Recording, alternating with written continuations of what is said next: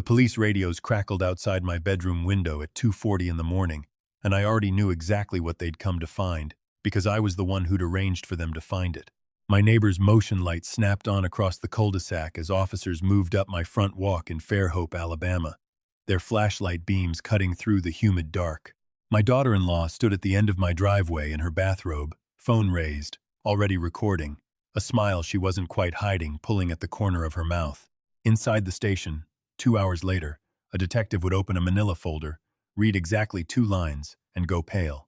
He'd look up at the officers flanking me and say, quietly but firmly, "Get these cuffs off him, now." Then he'd turn to me with a question that would unravel everything my family thought they understood about who I was. My name is Walter Combs.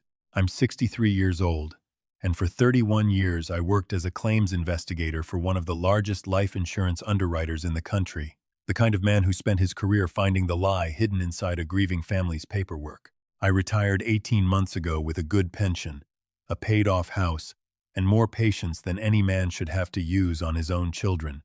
I thought I understood deception. I built a career on spotting it in strangers. What I never prepared for was how long it would take me to see it sitting across from me at my own dinner table. 3 weeks before the arrest, my son Marcus threw what he called a celebration dinner. Officially, it was for my birthday. Unofficially, I understood within the first 20 minutes that it was something else entirely. My daughter-in-law, Renee, had done the whole house up like a magazine spread. Candles down the center of the table, a caterer in the kitchen, wine that cost more than my first car payment back in 1985.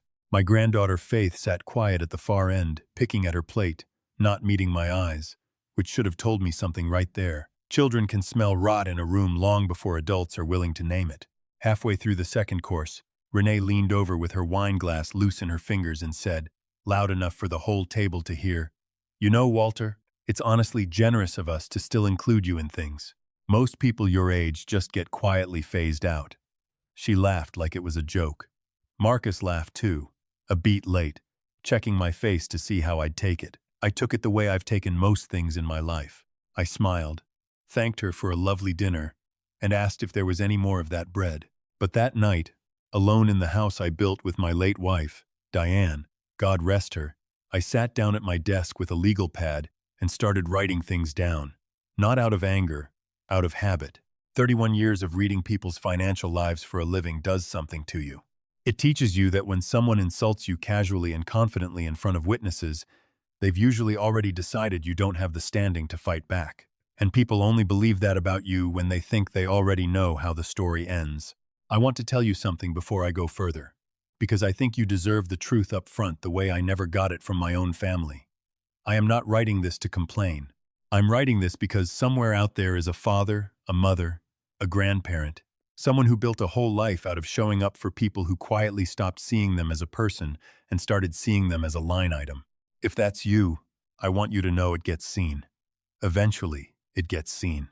Tell me in the comments where you're watching this from tonight, because these last few weeks I've come to understand that the people listening to an old man's story from their kitchen table at midnight are sometimes the only family a person truly has left. Let me back up further, because you need to understand what my life actually looked like before that dinner, so you understand exactly how far it fell. I raised Marcus alone for the last 9 years of his childhood after Diane passed. Breast cancer. Diagnosed too late. Gone in 14 months. I remember standing in our kitchen the week after the funeral, looking at my 13-year-old son eating cereal in silence, and understanding that whatever grief I was carrying had to wait, because he needed a father who could still stand upright. I coached his baseball team even though I'd never played past high school. I sat through 4 years of his community college classes helping him with essays at our kitchen table until midnight. When he wanted to start his own contracting business at 26, I co-signed a business loan against my own house, against the advice of every financial instinct I'd built over 2 decades in the insurance industry, because he was my son and I believed in him more than I believed in the spreadsheet.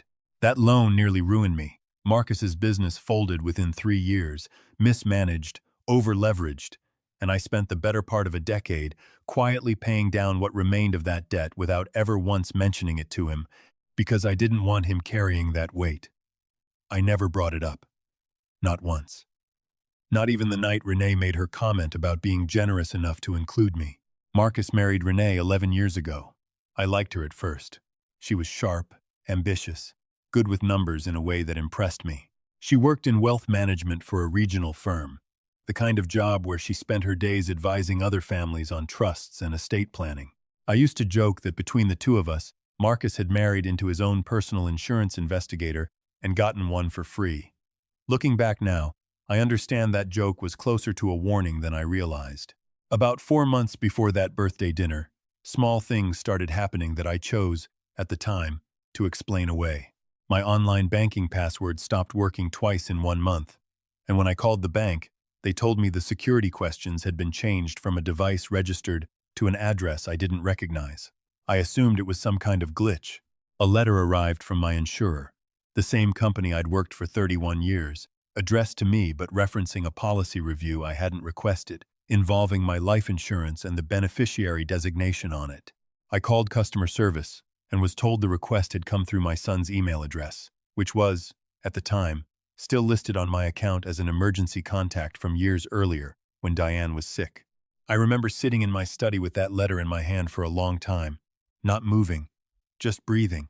Because here is the thing about spending 31 years reading fraudulent claims for a living. You develop a very specific, very quiet kind of dread. It doesn't come in a panic. It comes in a slow, cold recognition. The same feeling I used to get in the middle of reviewing a claim file when the numbers were technically correct but something underneath them was rotten. So I did what I'd done professionally for 3 decades. I started documenting, quietly, carefully. I bought a small voice-activated recorder, the kind used for dictation, and I began leaving it in places around my own house. Not because I was proud of it, because 31 years in fraud investigation teaches you that suspicion without evidence is just paranoia, and evidence without documentation is just a story nobody has to believe. I needed both. 2 weeks after the dinner, I came home from a doctor's appointment earlier than expected and heard voices in my own study, the door slightly ajar. I stood in the hallway and listened, my hand pressed flat against the wall to keep myself steady, because what I heard rearranged everything I understood about my family in the space of about 4 minutes. It was Renee's voice first, low and businesslike, the same tone I imagine she used with her wealthiest clients. The policy's worth just under 1.1 million, she was saying. If we can get the beneficiary change processed before he notices anything's off with the account access, and if something happens to him within the contestability window being closed, it's clean. No red flags, no investigation. Marcus's voice, quieter, tighter. He's going to notice eventually, Renee.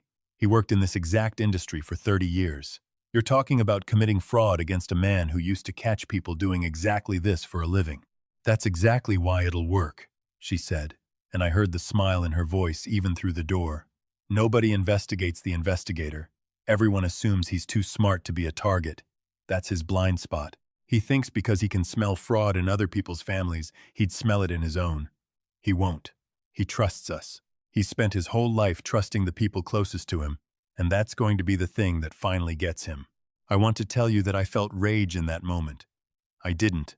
Not right away. What I felt was something closer to the sensation of watching a house you built with your own hands slowly catch fire from the inside, and understanding there is nothing left to save except yourself, and even that will take everything you have. Marcus said something then that I have replayed in my mind more times than I can count. He gave me everything, Renee. He co-signed my loan. He raised me alone after Mom died. I don't know if I can. You can, she cut him off. Faith's tuition isn't going to pay itself, and your business is bleeding money every single month. This isn't about whether you love him. It's about whether you can afford not to do this. He's 63. He's had his life. It's time to think about ours. I backed out of that hallway without making a sound, walked out my own front door, sat in my car in my own driveway, and did not cry. I want to be honest with you, the way I wish someone had been honest with me years earlier, and tell you that grief, real grief, the kind that comes from discovering your own child has priced your death in dollars, does not arrive like sadness. It arrives like ice water. It makes everything around you go very still and very clear. And in that stillness, something else happened. The part of me that spent 3 decades finding the seam in someone else's carefully constructed lie woke back up, and it looked at my son and my daughter-in-law's plan the way it used to look at a fraudulent claim file, methodically, patiently, looking not for a way to feel better, but for the exact place where their plan would eventually collapse under its own weight, because every fraud has one. I had simply never expected to be searching for the seam in my own family's plan to end my life. Over the following 6 weeks, I built my own file. I documented every altered password, every unauthorized login, every conversation I managed to record legally under Alabama's one-party consent law, a fact I happen to know cold from 3 decades of reviewing exactly this kind of evidence for a living. I reached out quietly to a former colleague at the State Insurance Fraud Bureau, a woman named Carol Jennings who I'd worked alongside for over a decade before her retirement, and asked her, off the record at first, what it would take to formally document attempted beneficiary fraud and a potential conspiracy to commit harm against a policyholder. She listened to what I had. She went very quiet. Then she asked me to send her everything. What I did not expect, what none of my 31 years prepared me for, was what happened next. Because while I was building my case, Renee was building hers. I learned later, from the detective who eventually sat across from me in that interrogation room, that 4 days before my birthday dinner, Renee had filed an anonymous tip with the local sheriff's department. The tip alleged that an elderly man in Fairhope, a retired insurance investigator with detailed knowledge of financial systems, had been behaving erratically, withdrawing large cash sums, exhibiting signs of cognitive decline, and had made what a concerned family member described as veiled threats against himself and others. She'd built a narrative, quietly, patiently, months in advance, designed to have me evaluated, discredited, and if possible, involuntarily committed, all of which would trigger an automatic review of my competency to manage my own estate, which would, in turn, open the door to exactly the kind of guardianship transfer that would let her finish what the insurance fraud alone couldn't. She was not just trying to profit from my death. She was building a second option in case the first one failed. That is the part that still takes my breath away when I think about it. Even now, the sheer architecture of it, the patience. The arrest, when it came, was not really an arrest. It was a wellness check that Renee had spent months engineering to look, on paper, exactly like a mental health crisis intervention, timed for 2:40 in the morning specifically because disorientation and confusion read as more convincing evidence of decline when officers arrived to find a man freshly woken from sleep. She told the responding officers I might be armed, might resist, might be a danger to myself. That is why there were 4 officers instead of 2. That is why they came through my front door with their hands already on their weapons.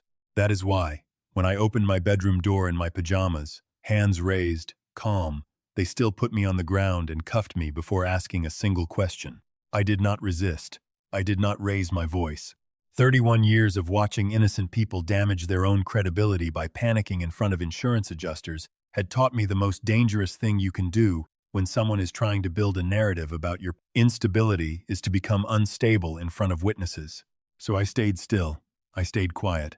I let them walk me out my own front door in handcuffs, past my own rose bushes, into the humid Alabama night, while Renee stood at the end of the driveway with her phone raised, capturing footage she would later claim showed a confused, potentially dangerous elderly man being taken in for his own safety. Footage she'd already discussed uploading to a family awareness account she'd quietly built over the preceding 2 months, ostensibly to raise support for families dealing with aging relatives, in reality to pre-establish a public narrative before I could ever offer my own. At the station, they placed me in a small interview room with pale green walls and a metal table bolted to the floor, the same kind of room I'd sat in dozens of times across my career. On the other side of the table, watching someone else's carefully built story start to come apart. A young officer sat across from me, sympathetic but clearly following a script, asking me questions designed to assess disorientation. What year is it? Do you know where you are? Can you tell me the name of the president? I answered each one calmly, precisely, and watched something shift in his face, the recognition that I was not who the intake paperwork had described. That's when Detective Raymond Ochoa walked in. He was maybe 50, gray at the temples, carrying a manila folder that Carol Jennings had apparently made sure landed on exactly the right desk earlier that week. Once she understood, from what I'd sent her, that this was no longer just a fraud case but something that might turn violent. He sat down across from me, opened that folder, and I watched him read. I watched his eyes move down the page, and I watched his posture change, the way a man's shoulders drop when the story in front of him stops being what he expected and becomes something else entirely. He looked up at the young officer standing near the door. "Get these cuffs off him," he said. His voice wasn't loud, but there was something underneath it, some current of controlled alarm, that made the officer move immediately. Then Detective Ochoa turned back to me, and the question he asked wasn't about my mental state, or the year, or the president. He asked me, "Mr. Combs, do you have any reason to believe your daughter-in-law is planning to hurt you?" I want you to sit with that question for a moment, the same way I had to sit with it in that room, because it was the first time in 6 weeks that another human being had said out loud the exact thing I'd spent every night quietly documenting and been too afraid, too heartbroken, too unwilling to fully believe myself. I told him everything. Carol had already sent over the documentation on the insurance fraud attempt, and it turned out that Renee's anonymous tip, in trying to build a paper trail of my supposed instability, had inadvertently created a time-stamped record of exactly when she'd started planning this, weeks before she claimed to have first noticed concerning behavior. The dates didn't line up. The story she'd built to protect herself had a seam in it, the exact kind of seam I'd spent 31 years learning to find, except this time someone else had found it for me because I'd given them everything they needed to look. What followed over the next several days moved faster than I expected. Detective Ochoa's department coordinated with the State Fraud Bureau and, once they subpoenaed financial records, with federal postal inspectors, because it turned out Renee's scheme involved routing certain paperwork through channels that touched mail fraud statutes, which meant this stopped being a local matter almost overnight. Renee did something in the middle of all this that I still find remarkable in its audacity. 2 days after my arrest and release, before word had fully spread that the case had turned, she went on a local morning news segment, tears perfectly composed, and told a heartbreaking story about a beloved father-in-law's tragic decline, how painful it was for the family to make the hard decision to seek intervention, how she only wanted what was best for someone she loved. She had, by then, filed an emergency petition with the county probate court requesting temporary conservatorship over my financial affairs, citing my own arrest, an arrest she had personally orchestrated as evidence of my declining judgment. For about 18 hours, it looked like it might actually work. A judge granted a temporary emergency order freezing certain accounts pending a competency hearing. I remember sitting in Carol's kitchen that evening, the two of us going over the filing, and for the first time in this entire ordeal, I felt something close to real fear. Not for myself, for how close this had come to succeeding on someone with far less documentation, far less institutional knowledge, far less of a Carol Jennings in their corner. I thought about every ordinary grandmother, every widow, every quiet elderly man without 3 decades of fraud investigation behind him, and I understood, with a clarity that has never left me since, exactly how many people this happens to who never get a Detective Ochoa reading their file at just the right moment. But that temporary order, the one Renee had rushed to secure through tears and television cameras, required her to formally file, under her own name and signature, sworn documentation, asserting specific dates and specific concerns about my mental competency. And those sworn statements, filed publicly, under penalty of perjury, directly contradicted the timeline established by her own earlier anonymous tip to the sheriff's department, a tip that, thanks to routine departmental records retention, was never actually as anonymous as she'd believed. Detective Ochoa's investigators matched the language patterns, the specific phrasing, even a distinctive misspelling that appeared in both the anonymous tip and an email Renee had sent from her work account. In trying to legally seize control of my affairs through the courts, in her rush to make her narrative official and binding before I could recover, she had put her own signature on a document that tied her directly and provably to the fabricated tip that started this entire chain of events. She had, in her hurry to win, handed the prosecution the one piece of physical, undeniable evidence connecting the wellness check to a premeditated scheme rather than a family's genuine concern. The conservatorship hearing that was supposed to strip me of my financial independence instead became the hearing where all of it came apart in open court. Carol testified. Detective Ochoa testified. My own documentation, the recordings, the altered passwords, the insurance company correspondence, all of it was entered into evidence, laid out with the same careful, unemotional precision I'd spent 31 years using to lay out other people's fraud for judges just like this one. Renee sat at the defense table in a blazer that probably cost more than my monthly pension check, and I watched, for the first time in this entire ordeal, something crack in her composure. Marcus was not charged the same way she was. The prosecutor took into account, and Carol advocated for this specifically on my behalf, that Marcus had voiced resistance in that recorded conversation, that there was a difference, a real one, between a man who architects a scheme to end his father's life for money and a man who gets swept into his wife's plan by fear and financial desperation and never fully commits to it. He pled to a lesser charge, obstruction related to his knowledge of the fraud and his failure to report it. He will not go to prison.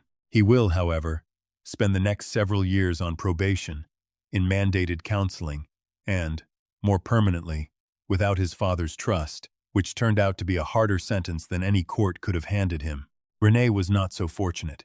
Between the attempted insurance fraud, the conspiracy charges connected to the falsified wellness check, and the perjury tied to her own conservatorship filing, she is currently facing a federal sentencing range that her own attorney, according to Carol, described as significant. I have not spoken to her since the hearing. I understand I likely never will again. Faith, my granddaughter, is 14 now. In the weeks after everything became public, she asked to come stay with me for a while, away from the wreckage of her parents' marriage and the reporters who briefly camped outside their house before the story got picked up nationally. I said yes before she'd even finished asking. She sleeps in what used to be Diane's sewing room, and some mornings I hear her downstairs making coffee before I'm even awake, and I think about how strange it is that the same family that tried to write me out of its future gave me, in the end, the one relationship inside it worth keeping. I did something with the recovered insurance policy that I want to tell you about, because I think it matters more than the arrest, more than the courtroom, more than any of it. Once the policy was fully restored to my control and the beneficiary designation legally secured, I didn't simply leave it pointed at Marcus, the way it always had been, and I didn't strip him out of my life entirely either, because vengeance was never actually what I wanted, whatever it might have looked like from the outside. Instead, I split it. Half remains designated to Faith directly, held in a trust that can't be touched by either of her parents, meant to cover her education and give her a foundation, neither depends on nor answers to anyone who might someday decide she's more valuable dead than loved. The other half now funds a small scholarship through the State Fraud Bureau's Community Outreach Program, aimed specifically at training senior citizens and their families to recognize financial exploitation before it becomes irreversible, because I have learned firsthand that knowing how fraud works professionally and recognizing it inside your own family are two entirely different skills, and I nearly didn't survive the gap between them. Marcus reached out 3 weeks ago. A letter, actually, handwritten, which surprised me, because I don't think I've seen his handwriting since he was in college. He didn't ask for money. He didn't ask for forgiveness. Not directly. He asked if he could take me to lunch sometime. No agenda, just lunch. I haven't answered yet. I'm still deciding what I owe him, if anything, and what I owe myself in return. 31 years of reading other people's fraud taught me plenty about spotting a lie. It never taught me how long it takes to trust your own son again, or whether that's even a debt love is required to pay. I sit most evenings now on the back porch Diane and I built together 22 years ago, looking out over the same live oaks I've watched grow since Marcus was small enough to climb them. And I think about the 2 lines on that page that made Detective Ochoa go pale in that pale green room. I never did ask him exactly what they said. Some things you don't need spelled out twice. What I know is this. I spent 31 years finding the fraud hidden inside strangers' grief. It took my own family trying to profit from my death to teach me that love, the real kind, doesn't calculate what it costs you. It only asks what you're willing to give, freely, to people who would never think to price you the same way in return. If someone in your life has ever made you feel like a line item instead of a person, I want you to know you're allowed to protect yourself, even from blood, especially from blood, and that doing so is not coldness. It's the last act of a man who still, somehow, after everything, believes he's worth protecting. Tell me where you're listening from tonight.